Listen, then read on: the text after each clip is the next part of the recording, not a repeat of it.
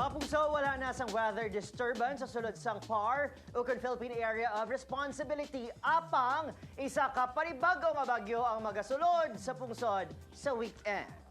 Ulihingan na si Platan ng tropical storm nga may international name nga Kanun, 1,345 kilometers sa silangan bahin sa Eastern Visayas. Padulong ini sa north-northwest sa Kadisigon nga 25 kph. Sunod sa PAGASA, posible ini magsulod sa PAR buwas sang gabi o kung Domingo sa aga kag magatawgon nga si Falcon.